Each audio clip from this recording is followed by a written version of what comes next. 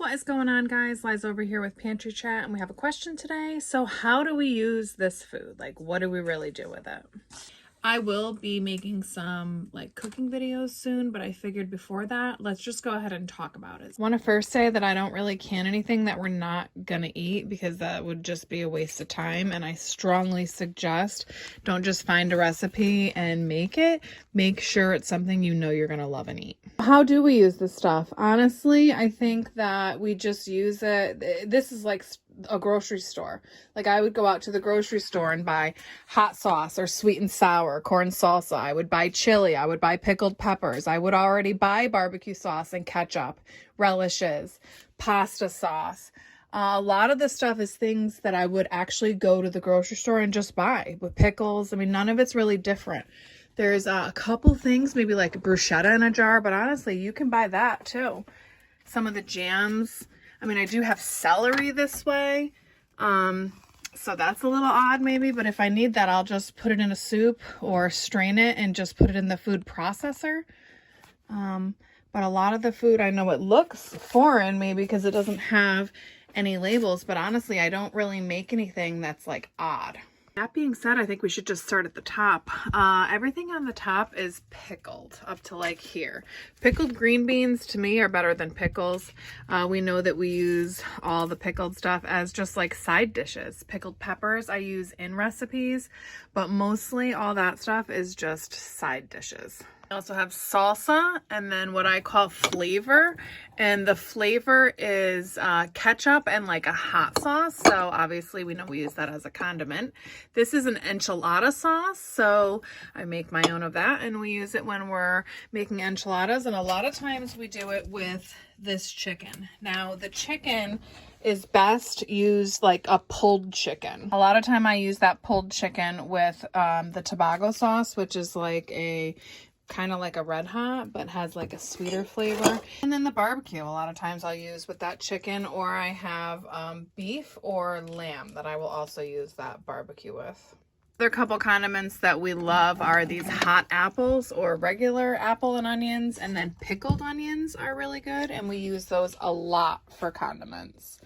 And then I've got some coleslaws. Those are great to have on the shelf and just as a side dish. And then you'll see a lot of like hot peppers. A lot of times I'll use those in salads, pasta salads, throw those in like tuna fish. I just made a salmon salad that I used it in. Lots of stuff like that. Then we have the fruits, and obviously those are a lot of like jams and stuff like that. But there's also like pepper jelly. I'll use that even in a marinade or a salad dressing. Pepper jelly is just great as like a dip for meat, honestly, or with some cream cheese on like a spread. And then I don't really get into a lot of the other fruit sauces, but one that we do eat a lot of is applesauce. Made this corn salsa that'll go on top of a salad or in a pasta salad, or I'll add some black beans to that and do it with salsa like for taco night. Then I had the sweet and ginger dipping sauce. That's a sauce for meat. Anything that I want with like an Asian zing or just like a sweet and sour type dipping sauce. And basic vegetables. I mean, these green beans I'll heat up and just do them as a side dish with a little bit of butter, or you can add them in like a pasta dish, pasta salad, soup, something like that. Ready-made soups are awesome to have on the shelf. They're not the prettiest, but when you're not feeling good, it's awesome to just be able to come down and grab one of those.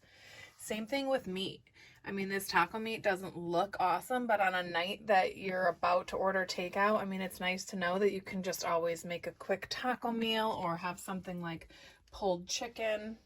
And then stocks. We don't actually eat a lot of soup, but we will use it like to make rice, or there's a couple like pasta meals that I'll make with that, or like risotto, stuff like that.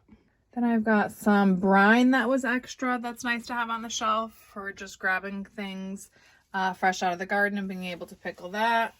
I did some juice. The one thing I have to say I'm not really using is this pumpkin preserved this way.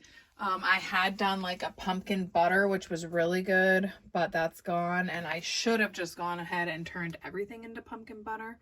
They say not to can pumpkin that way though, so I figured I would do it like this. But funny thing is though, I do use frozen pumpkin when I'm doing sourdough. I'll add pumpkin to my sourdough. So, I mean, it is something that I use. I just haven't used it in this form. It's probably the one thing I've canned that I'm like, oh, I'm never doing it that way again. Thanks for the great question. I hope that I answered it thoroughly. Sorry the video got a little long, but I'm hoping that I give some people some ideas of some stuff that they can start making homemade and not have to rely on the grocery store.